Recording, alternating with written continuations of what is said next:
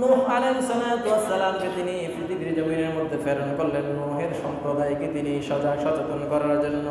নূহ আলাইহিস সালাম দীর্ঘ হায়াত লাভ করলেন 950 বছর পর্যন্ত। 950 বছর পর্যন্ত তিনি দিনের দাওয়াত দিতে লাগলেন। সুবহানাল্লাহ। কত বছর? 950 বছর। 950 বছর তিনি দিনের দাওয়াত দিলেন, ইসলামের দাওয়াত দিলেন, আল্লাহর দিকে, আল্লাহ রাসূলের দিকে মানুষদেরকে আহ্বান করলেন।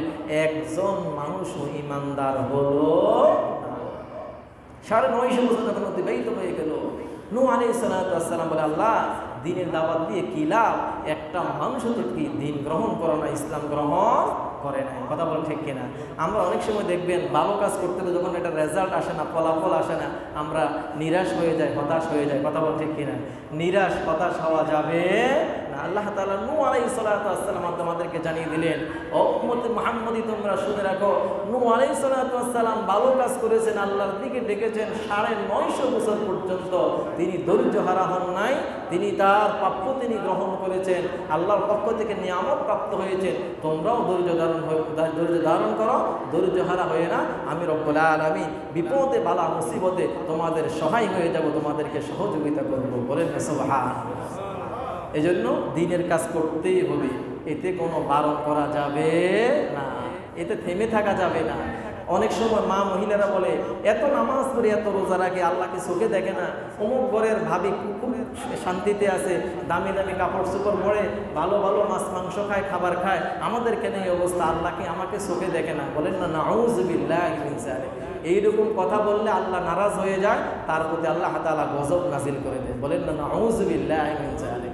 এই জন্য আল্লাহ নবী মুহাম্মদুর রাসূলুল্লাহ সাল্লাল্লাহু আলাইহি ওয়াসাল্লাম বলেন, আমি যখন মেরাজে গেলাম, যখন আমাকে জান্নাত জাহান্নাম প্রদক্ষিণ করা হলো, আমি জাহান্নামের মধ্যে অধিকাংশ নারী দেখেছি। নাউযুবিল্লাহ বলবেন না? অধিকাংশ কি দেখেছি?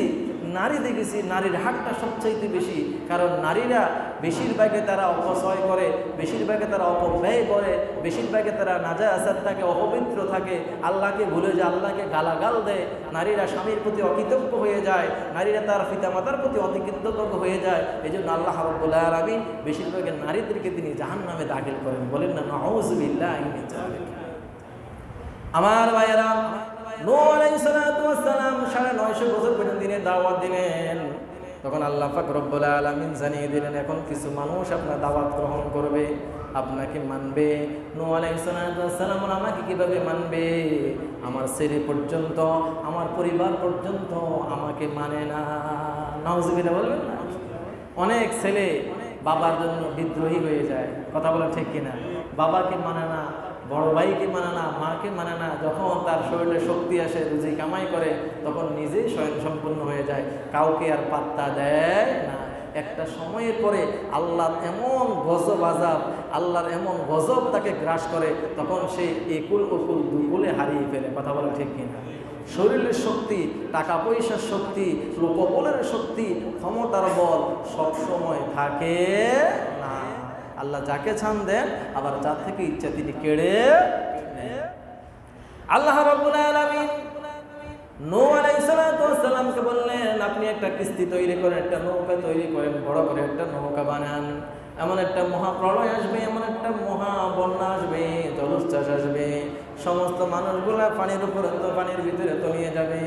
আপনি সহ যেই আপনার বান্দা, আপনার উম্মত যারা থাকবে, আমার বান্দা যারা থাকবে, আমি রব্বুল আলামিন আপনাকে নির্দেশ দিয়ে দিলাম, আপনি একটা কিস্তি বানান, নৌকা বানান। ওই মহাপ্রলয়ের সময়, বন্যার সময় আপনার ইমানদার বান্দাদেরকে নিয়ে আপনি ওই নৌকার মধ্যে উঠে যাবে। বলেন না সুবহানাল্লাহ। তখন তিনি বড় বড় গাছ কাটতে লাগলেন, যে কয়েকজনই মানাচ্ছে তাদেরকে সাথে নিয়ে তিনি সুন্দর একটা কিস্তি, একটা নৌকা তিনি বানিয়ে নিলেন। বলেন না সুবহানাল্লাহ। আর কাফের বেঈমানরা দেখে দেখে মুস্কি মুস্কি হাসে, উপহাস করে, কি এই দুনিয়ার মধ্যে আমরা কত সুন্দর বসবাস করি, কোনো বন্যা নাই, বৃষ্টি নাই, খরা নাই, জলোচ্ছ্বাস নাই, কোনো ধরনের পানির কোনো আশঙ্কাই নাই। আল্লাহর নবী বলে, হে পাগল হয়ে গেছে, নৌকা বানায়, কখন কি হবে না হবে সে নৌকা বানানো শুরু করলো। বলেন না নাউযুবিল্লাহি মিন যালিক। উপহাস করতে করতে ওই নূহ আলাইহিস সালামের সম্প্রদায় সবাই গিয়ে নৌকার মধ্যে পায়খানা করা শুরু করলো, প্রস্রাব করা শুরু করলো। নাউযুবিল্লাহ বলবেন না? পায়খানা প্রস্রাব করে নৌকাটাকে একবারে ভরপুর করে দিল। যখন নৌকা ভরপুর হয়ে গেল পায়খানা প্রস্রাবের কারণে, একদিন এক বুড়ির রোগাক্রান্ত বুড়ি তিনি গেলেন পায়খানা করার জন্য, ফাফুসকে তিনি পায়খানার ভিতরে পড়ে গেলেন। দেখেন তিনি একটা সুন্দর 12 বছরের এক যুবতী হয়ে রূপসী হয়ে নৌকা থেকে পায়খানা থেকে তিনি বাইরে হলেন। তাকে দেখে ওই নূহ আলাইহিস সালাম সম্প্রদায়ের প্রত্যেকটা লোক ওই পায়খানা খাওয়া শুরু করলো। বলেন না নাউযুবিল্লাহ। যে একটু পায়খানা খায় তার রোগ কি ভালো হয়ে যায়, একটু প্রস্তাব খায় তার রোগ ভালো হয়ে যায়। খাইতে খাইতে পুরো নৌকা তারা কি একবারে পরিষ্কার করে এটা ধুয়ে পানি পর্যন্ত খেয়ে ফেললো। বলেন না নাউযুবিল্লাহ। নৌকা একবারে কি পকপকে হয়ে গেল, আগের আকার ধারণ করলো। এরপরে হঠাৎ করে আল্লাহ রাব্বুল আলামিন গুড়ি গুড়ি বৃষ্টি শুরু করে দিলেন। বৃষ্টি হতে হতে মহাপ্লাবন হয়ে গেল। নূহ আলাইহিস সালামের ছেলে কেনান বলল আমি ঈমান আনবো না। নূহ আলাইহিস সালাম তিনি হাঁস মুরগি থেকে শুরু করে যারা তার আনুগত্য করলো, তিনি এইভাবে গৃহপালিত পশু সহ ঈমানদার বান্দাদেরকে নৌকার মধ্যে উঠাইয়া নিল। বলেন না সুবহানাল্লাহ। তার ছেলে বলে আমি কিছুতে, তার ছেলেকে আহ্বান করলো, হাত বাড়ালো, তুমি আল্লাহর প্রতি ঈমান আনো, তাহলে আমি বাবা হিসাবে তোমাকে রক্ষা করতে পারবো। সে বলে আমি জুতির পাহাড়ে উঠে যাব, এত উঁচা পাহাড়ের উপরে পানি যাবে না। যখন দেখলো উঁচা পাহাড়ও পানি উঠে গেছে, তখন তিনি উঁচা পাহাড়ের গাছের মধ্যে উঠে গেল। যখন দেখলো গাছের মধ্যে পানি উঠে গেছে, তখন তার উপরে 40 হাত উঁচু পানি হয়ে গেল। আল্লাহু আকবার। এক একটা মানুষ তখন 60 হাত 70 হাত লম্বা ছিল, 40-50 হাত লম্বা ছিল। উঁচু উঁচু মানুষগুলো ডুবে গেল। আল্লাহ রাব্বুল আলামিন নূহ আলাইহিস সালামের সম্প্রদায়কে তিনি ধ্বংস করে দিলেন। বলেন না নাউযুবিল্লাহি